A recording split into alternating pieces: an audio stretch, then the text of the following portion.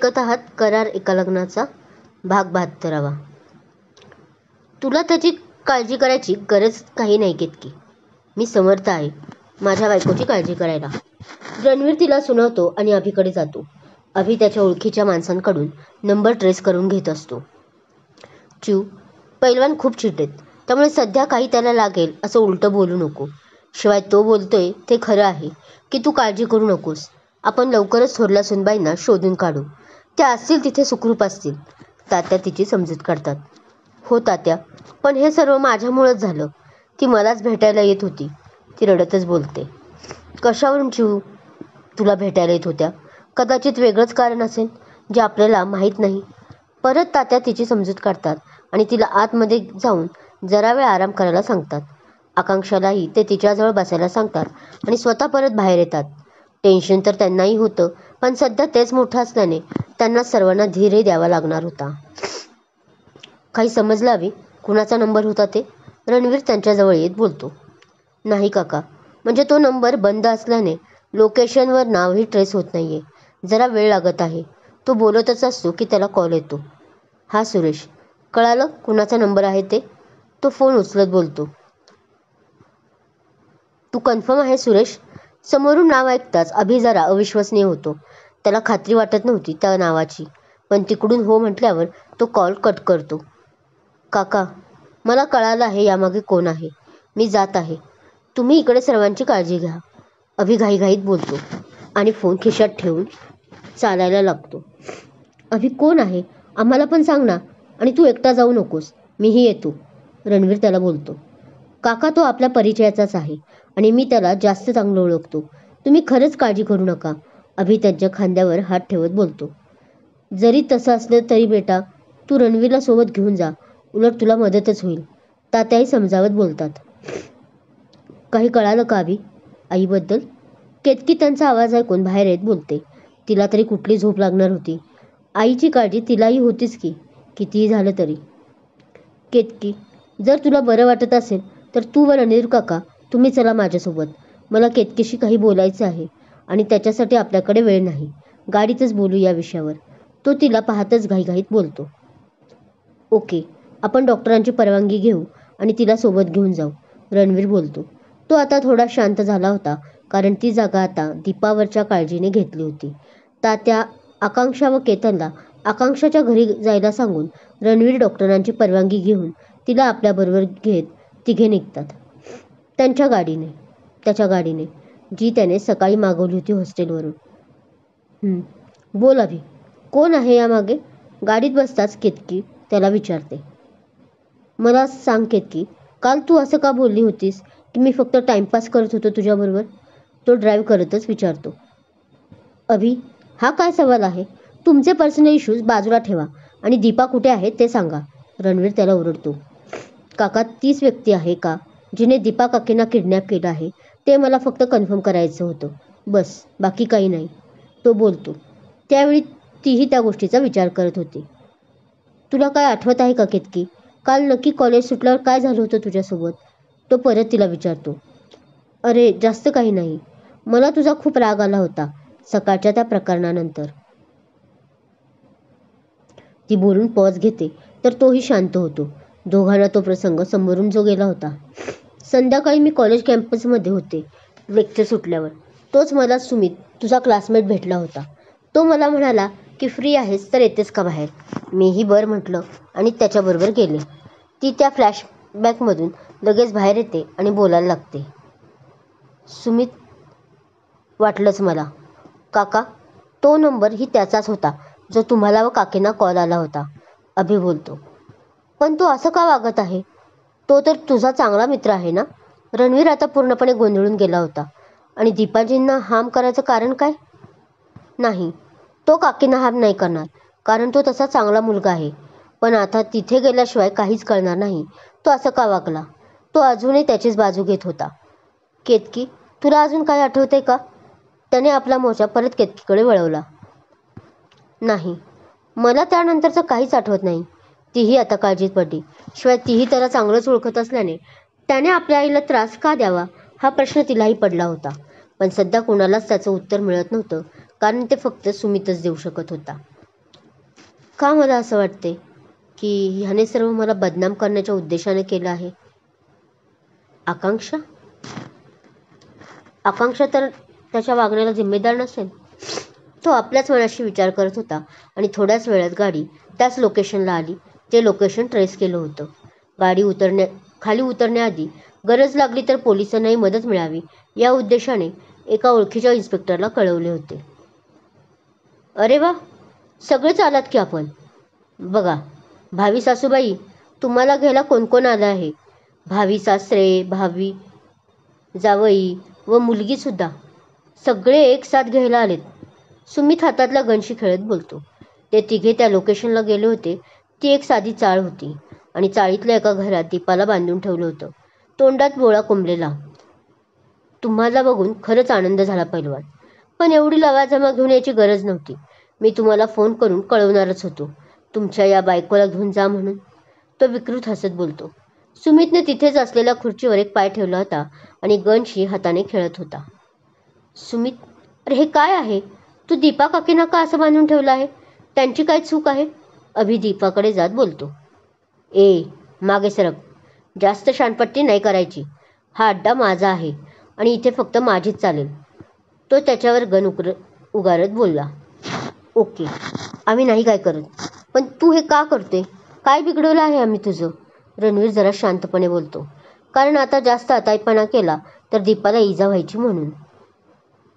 ते तर सांगणार आहेस, त्याशिवाय तुम्हाला कसं कळणार ना तुमच्याशी माझी काय दुश्मनी आहे ते? तो हसत बोलतो. हा बोल ना. केतकीही आता बोलते. तुला बंड्या आठवतं का केतू? तसं तो तिच्याजवळ येत आपल्या गनचं पुढचं टोक तिच्या गालावरून फिरवत बोलतो. त्याचवेळी रणवीर व अभि तिला त्याच्या कचाड्यातून वाचवायला जाणार तोच त्याने बंदूक ताणली. पुढे आलात तर हिचे तुकडे गोळा कराल, तो धमकी देतो. तसं रणवीर अभिला मागे सरकायला सांगतो. अभि खरं तर आतून खूप चिडला होता, पण हा बंड्या कोण हाही प्रश्न पडला होता. तर दीपा व रणवीरला काळजी वाटत होती. त्याला कोण विसरेल, त्या नालायक माणसाला? त्याच्यामुळे माझ्याबरोबर माझ्या आईलाही त्रास सहन करावा लागला. ती त्याचं नाव ऐकताच चांगली चिडली होती. ओहो जान, जरा तोंड सांभाळून बोल, कारण ते माझे वडील होते. तो आपले एक बोट तिच्या ओठांवर लावत बोलतो. आणि हो माझ्या प्रिय मित्रा, तुला माहीत आहे का हा बंड्या कोण होता? तुझे वडील, अभि बोलला. त्याला काहीच माहीत नसल्याने त्याने नकळत उत्तर दिले. ओ बेटा, तुला काहीच माहीत नाही वाटतं, तो गनचा हात डोक्याला लावत म्हणतो. काय ग केतू, प्रेम प्रेम म्हणतेस आणि ज्याच्यावर प्रेम केलंस त्यालाच तुझा भूतकाळ नाही सांगितला का? परत केतकीकडे जात बोलतो. तिला स्पर्श करताना रणवीर व दीपाची चिडचिड होत होती. रणवीर केतकीकडे धावून गेला. त्याला माहीत होतं तिचं पास्ट आठवताना तिला खूप त्रास होणार. बर चल बेटा, मीच सांगतो तुला. तुझ्या त्या प्रिय केतकीचा ती काही सांगणार नाही, असं म्हणत सुमित बोलायला लागतो. तुझ्या या केतकीचं माझ्या बापाबरोबर ती अवघ्या 11-12 वर्षाची असताना लफडं होतं. त्याचा राग येऊन खून या दीपाने केला होता. 7 वर्षाची जेलची हवा खाऊन आली आहे तुझी भावी सासू, तो विकृत हसत बोलला. व्हॉट? त्याला मात्र जबरदस्त धक्का बसला होता, कारण याबाबत कोणी काहीच बोललं नव्हतं. 2 मिनिटं तो शांतच राहिला. अरे विश्वास बसत नाही? मग विचार ना तुझ्या केतकीला, तो परत विकृत हसतच बोलला. हे सर्व खोटे आहे. दीपाने त्याचं लक्ष नाही पाहून हळूच आपले हात सोडवत होती, जे आता सुटले होते, आणि तिने तोंडातला तो रुमाल काढून टाकत बोलते. अभि, हा सुमित खोटं बोलत आहे. तू 7 वर्षापूर्वीचे वर्तमान पेपर चेक कर, ती त्याच्याजवळ जात बोलते. त्या माणसाने माझ्या केतूचं आयुष्य बर्बाद केलं होतं. केतूवर त्याने दीपा बोलता बोलता थांबली आणि रडायला लागली. रणवीरने तिला तसं एका साईडने एक मिठीत घेतलं. ए फॅमिली ड्रामा बास करा आता, तो हातातली गन दाखवत बोलला. पण गन होती कुठे होती त्याची? मिस्टर सुमित, तुमचा प्लॅन फसला आहे, त्यामुळे पोलिसांना शरण जा, अभि ओरडतो. गन कपाळावर त्याच्या पॉइंट करत बोलतो. ते तर जाईन रे मी, पण त्याआधी तुला गंमत सांगतो. तू विसरला असशील, इव्हन ही सुद्धा, केतकीकडे पॉइंट आउट करत. मिस्टर अभि, तुला आठवते का तुमच्या दोघात कुस्ती झाली होती आणि दुसऱ्याच दिवशी नोटीस बोर्डवर एक शिक्षा आली होती केतकीसाठी. ती मीच लावली होती. दोघं आश्चर्याने पाहायला लागतात. इतकं तुम्ही आश्चर्यचकित होऊ नका, कारण कालचं ऐकलं तर खूप हादरा बसेल. काल तुझ्या केतूला घेऊन मीच गेलो होतो पबमध्ये. नकळत तिला आधीच दारू पाजली होती आणि तिथेच तुला आठवते अभि, एकदा तू कबूल केलं होतंस की केतकी तुझ्यासाठी टाइमपास आहे म्हणून. ते मीच सुनावलं होतं आणि तिला ड्रग्ज मीच दिले होते, पण तेही घरी सोडायला आल्यावर, ताकी तिची शुद्ध लगेच हरपू नये म्हणून. तो एवढं बोलून पॉज घेतो. सगळ्यांना शॉक बसला होता त्याच्या या हरकती पाहून. रणवीर, खरं तर मला तुझ्या बायकोला ठार मारायचे होते, कारण जान के बदले जान ही लेते, आणि म्हणूनच हा ब्लेम गेम मला अभिवर टाकायचा होता. कारण तुमच्यात चांगलं नाही बनत हे मला माहीत होतं, आणि याचाच फायदा घेऊन मी तुम्हा सर्वांना कॉल केलेले अभिचं नाव घेऊन. आणि ते बरोबर लागला होता वर्मी. तुम्हा सर्वांना अभिचं नाव ऐकून त्याच्याबद्दल राग येईल आणि आपोआपच तुझ्या दीपाला मारण्याचा कट अभिवर गेला असता. तो सर्व क्लिअर करतो, पण त्याचबरोबर अभिचा मारही खातो. बाहेरच उभे असलेले पोलीस आत येतात. तू हे सगळं करण्यामागे अजून एक कारण होतं हे मला माहीत आहे सुमित. तुझा आकांक्षावर असलेले एकतर्फी प्रेम. त्याच्या हातात हातकडी घालत असतात पोलीस. त्याचवेळी अभि बोलतो तसं सुमित हैराण होतो. ही गोष्ट ह्याला कशी काय माहीत? असा बघू नको सुमित. शेवटी मी तुझाही एकेकाळी मित्र होतो. जसं तू माझी प्रत्येक खबर काढायचा तसंच मीही ठेवायचो खबर. आधी खूप छान वाटायचं तुला मित्र म्हणताना, पण आता ती शिवी वाटत आहे, कारण तू माझ्या मैत्रीचा घेतलेला गैरफायदा. लाज वाटते की तू माझा दोस्त होता. इन्स्पेक्टर, घेऊन जा त्याला. अभि तोंड फिरवत बोलतो तसे इन्स्पेक्टर त्याला घेऊन जातात. आई, तू ठीक आहे ना? त्या नालायक सुमितनं काही केलं तर नाही ना? केतकी आईच्या गळ्यात पडत बोलते. नाही बेटा, मी ठीक आहे. दीपाही तिच्या पाठीवरून हात फिरवत शांत करत बोलते. आई, मला माफ कर. मी खूप चुकले. मी कधीच तुला समजून घेतले नाही. ती तशीच मिठी मारून रडत होती. दीपाला समजत नव्हतं, कारण रणवीरने तिला जो कॉलेजवर प्रकार झालेला तो सांगितलाच नव्हता. केतू, शांत हो बाळा. पण ती रडतच असते म्हटल्यावर दीपा रणवीरकडे बघते व समजावणा तिला म्हणून खुणावते. केतकी, जे झालं ते झालं. विसर आता सर्व. आपण आता सर्व एक आहोत ह्यातच खूप आहे. त्यामुळे शांत हो केतू. तोही तिच्या पाठीवरून हात फिरवत होता, पण ती तशीच मिठी मारून बसली होती आपल्या आईला. बहुतेक इतक्या वर्षांची मिठी ती या काही मिनिटात कसर भरून काढत होती. काका, आपल्याला निघायला हवं. तो आई मुलगी मिलनाचा अभूतपूर्व सोहळा पाहत असताना अचानक अभि बोलतो. हो, चला निघूयात. पण त्याआधी मला तुझे आभार मानायचे आहेत अभि. आज तू होता म्हणून माझी बायको व माझी मुलगी व्यवस्थित आहेत. खूप धन्यवाद. रणवीर हात जोडून बोलतो. या माझ्याही कुणीतरी लागतात. अभि बोलणार होता, पण तो मनातच हे वाक्य बोलतो. त्यात धन्यवाद काका कसले? मी माझं कर्तव्य केलं. तो त्याच्या हातावर आपले दोन्ही हात ठेवत बोलतो.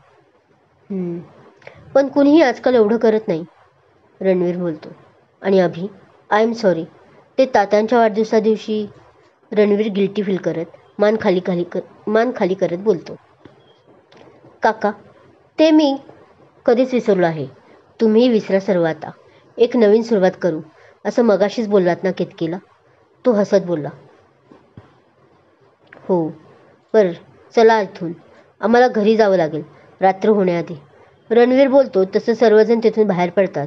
त्या दोघांना कॉलेजवर सोडून रणवीर व दीपाही केतन व तात्यांना घेऊन पाडेगावी जातात.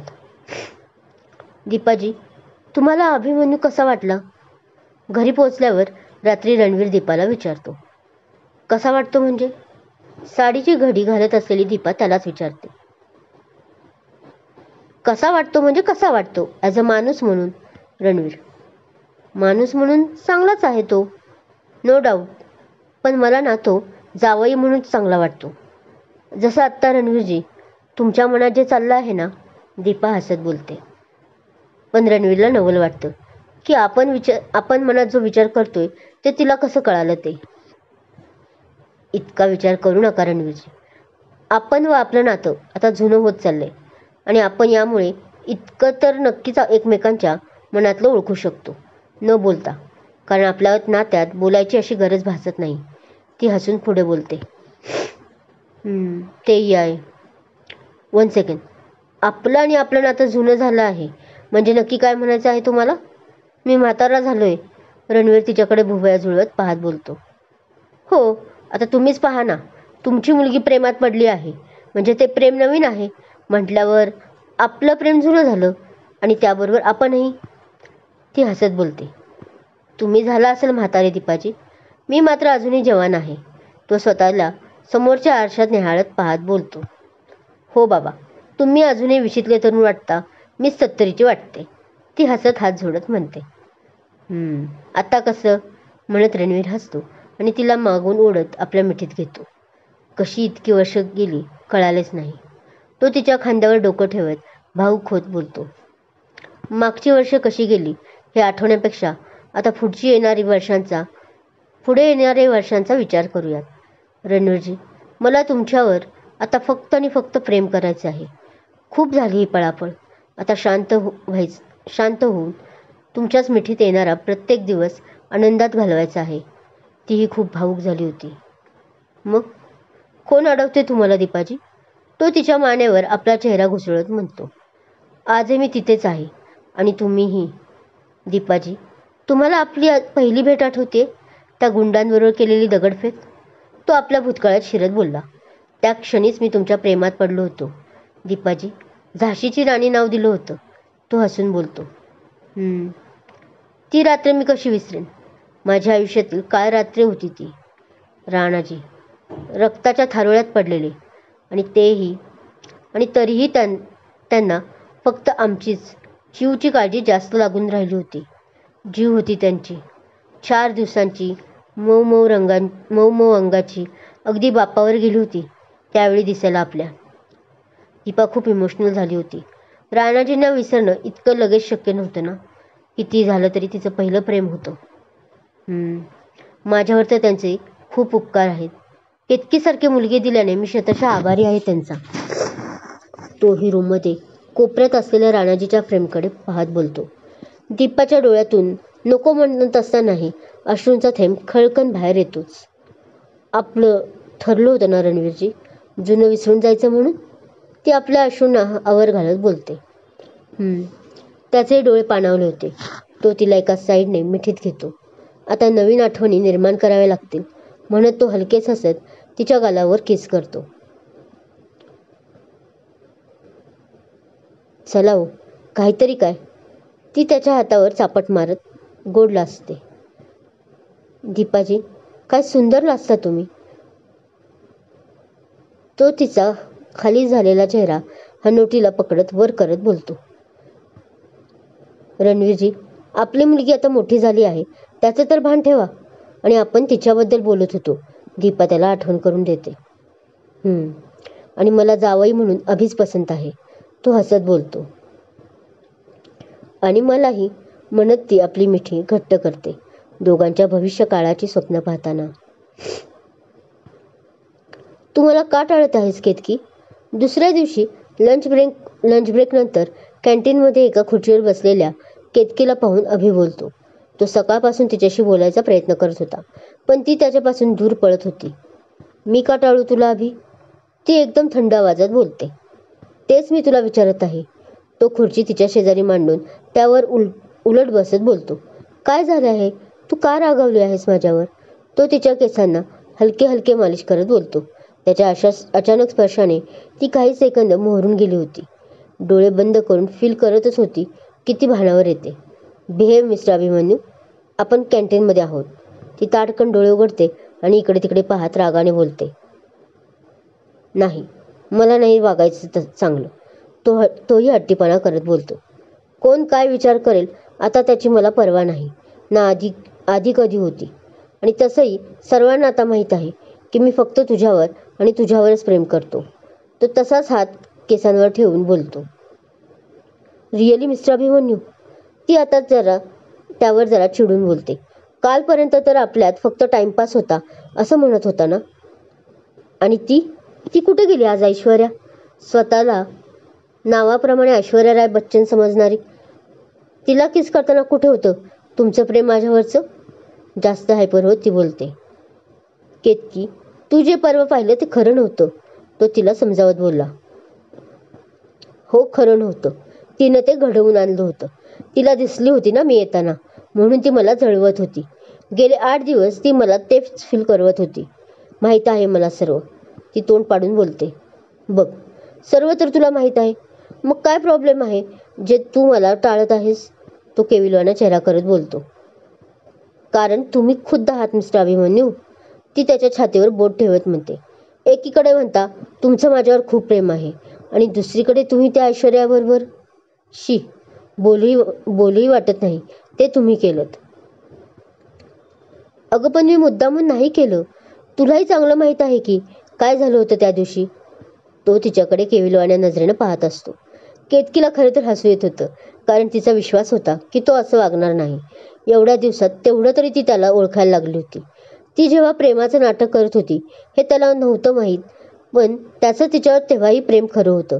त्यावेळी त्याने या गोष्टीचा कधीच गैरफायदा घेतला नव्हता. मग आता तो ऐश्वर्याशी असं वागेल यावरती कशी काय विश्वास ठेवेल? नाही का? हो, पण मी नाराज आहे तुझ्यावर. तिने खाल्ली माती, पण तू तिला खाऊ का दिलीस? तुला रोखता येत नाही का? कॉलेजसमोर तर त्या दिवशी फार फुशारक्या मारत होता की तू माझ्यावर खूप प्रेम करतोस म्हणून. मग ती जवळ आली तेव्हा माझी इतकीशी आठवण आली नाही? किंवा माझी भीतीही नाही वाटली का की मला कळलं तर काय होईल त्याची? ती गुस्स्यातच बोलते. अरे ते काय झालं मलाही कळालं नाही. तू येण्याआधी तिने अशी पोझिशन घेतली होती. तो एक्सप्लेन करतच होता की तिने हात केला. राहू दे, कळलं तुझं किती प्रेम आहे माझ्यावर, की नुसता टाइमपास आहे, जसं त्या सुमितला बोलला होतास. हां, बरं झालं आत्ता आठवलं. त्या दारूच्या नशेत मी होते, पण अजूनही मला आठवत आहे. तू आपल्या प्रेमाला टाइमपास म्हणालास. ते आपल्यात होतं ते टाइमपास होतं? तू असं कसं म्हणू शकतो? ती असं बोलून त्याला मारायला लागते. हो, माझ्यासाठी नव्हता टाइमपास, पण मॅडम तुम्ही कुठं होता प्रेमात तेव्हा? तेव्हा तर म्हणे आमच्यावर सूड घेत होता, तो तिला चिडवत म्हणतो. हो, बरोबर आहे, नव्हतंच प्रेम तेव्हा, पण मला सांग, आता तरी माझं तुझ्यावर प्रेम आहे असं मी कुठं म्हणाले आहे? ती आता त्याची घेत होती. फिरकी हो. अच्छा, असं आहे तर ठीक आहे. नाही ना तुझं प्रेम? मग मी जातो ऐश्वर्याकडे. ते बघ, ती आलीच. अरे, आपल्याकडेच येत आहेत बघ, तो ऐश्वर्याकडे पाहत बोलतो. तशी तिची नजर पडते. ती त्याला हसून हाय करत असते. तोच केतकी त्याचा चेहरा आपल्याकडे वळवते आणि त्याचा हात खाली घेत काही कळायच्या आतच त्याच्या गालावर किस करते. तो मात्र तिच्या या ॲक्शनने आश्चर्यचकित होतो. तशी ऐश्वर्या हसते आणि तो थम्सअप तिला करतो. ती हसून त्याला एन्जॉय म्हणते आणि निघून जाते. एन्जॉय? ऐश्वर्याचं बोलणं तिच्या कानावर पडतं आणि ते ऐकून चकित होते. ती एन्जॉय असं का म्हणाली? काय आहे नक्की तुझ्यात व तिच्यात की अजूनही? ती बोलतच असते पुढं की तो आपला हात तिच्या तोंडावर ठेवतो. हे किती बोलतेस, तो म्हणतो. जरा मलाही बोलायला दे ना. आणि तू जे समजते की तिच्यात व माझ्यात काही आहे, तर ते शक्य असेल का जेव्हा मी ऑलरेडी तुझ्या प्रेमात असताना? आपलं प्रेम सर्वांसमोर कबूल केलेलं असताना माझ्यात हिंमत आहे काय परत दुसरीकडे बघायला? तो हसत बोलत असतो. मग ती एन्जॉय का म्हणाली? ती भुवया उंचावून विचारते. काय आहे जे तू सांगत नाहीस? अरे बर चल, आता मी तुला सांगतोच.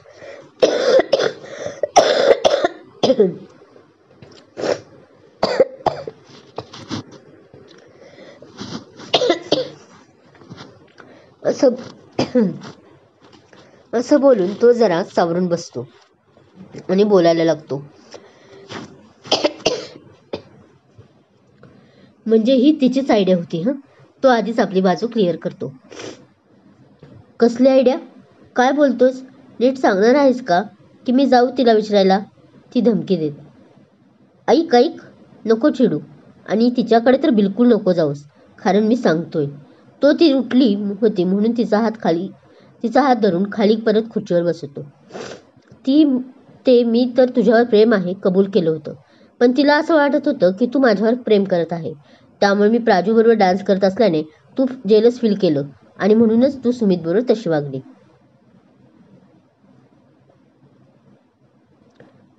काही अंशी बरोबर होती ती. त्या दिवशीचा प्रसंग आठवत बोलते. म्हणजे तू मान्य करत आहेस की तू प्रेमात आहेस माझ्या? त्याने तिला शब्दात पकडलं. पण मी कुठं असं म्हणाले? तसं तिने सावरले. काही अंशी बरोबर म्हणजे मी जेलस फील केलं होतं त्या दिवशी, याबद्दल बोलले. ती तरी कुठे बोलायला कमी होती. अच्छा, माय डिअर लव्ह, तो तिला रोमॅन्टिक अदामध्ये बोलतो. प्रेमाची पहिलीच पायरी जेलसी आहे. तुला माझ्याबद्दल ती फिलिंग आहे म्हणूनच तुला तसं वाटलं. चल चल, ते तर ती बोलायचा प्रयत्न करत होती, पण सध्या त्याच्यासमोर काही सुचणं मनाने बंद केलं होतं. काय ते तर? बोल आता, की तुझंही प्रेम होतं आणि अजूनही आहे माझ्यावर. तो परत तिची खेचतो. नाही, असं काही नाही. मी अजून मान्य केलं नाही.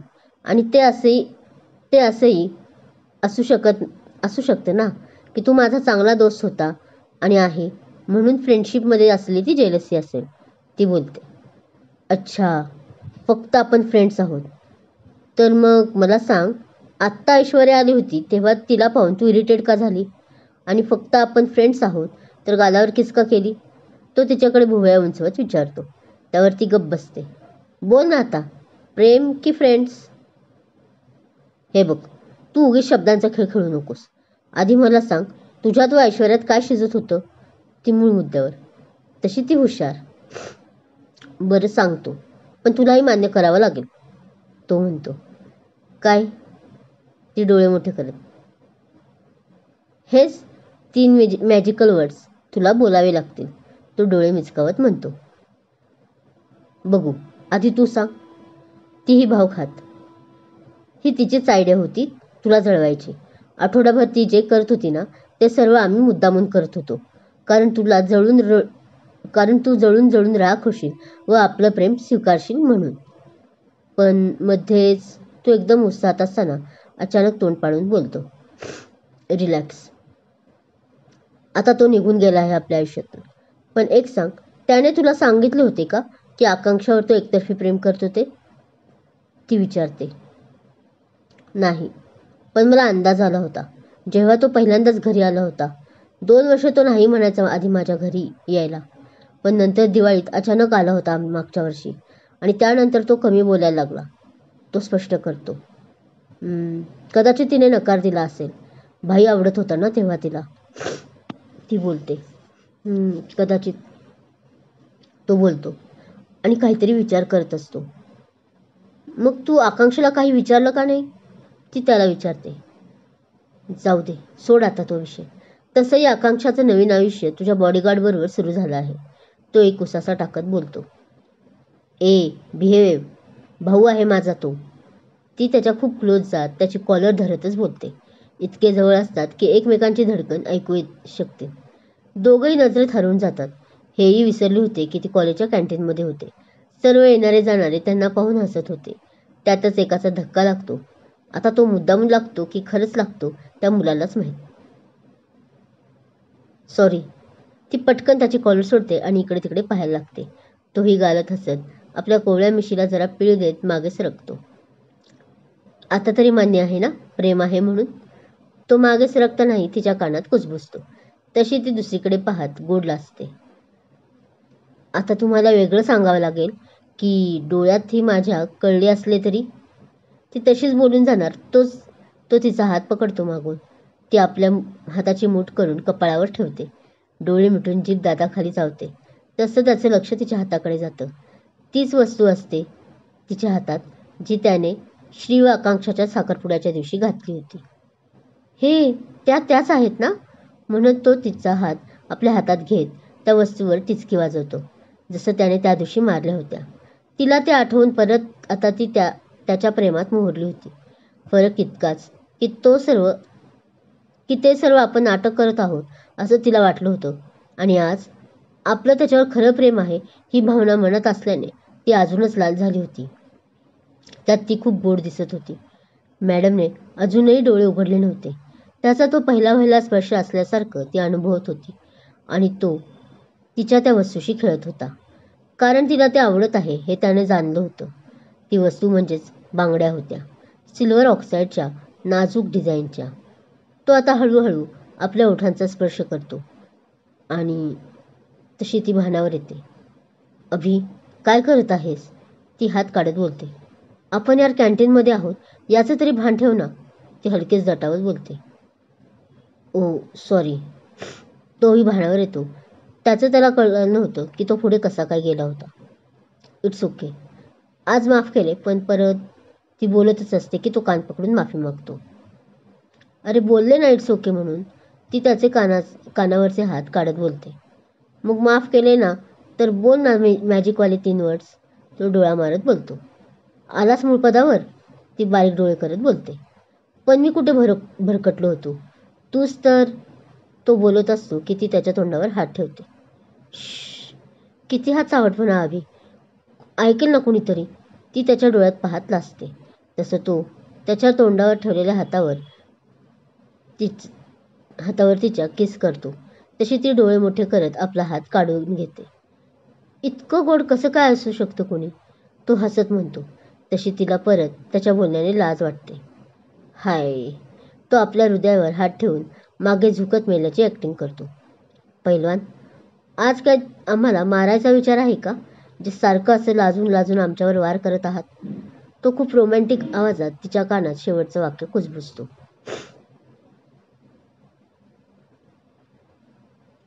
धन्यवाद. कथा आवडत असल्यास लाईक करा, कमेंट करा, शेअर करा आणि हो, अजूनही माझा चॅनल सबस्क्राईब केला नसेल तर सबस्क्राईब जरूर करा. धन्यवाद.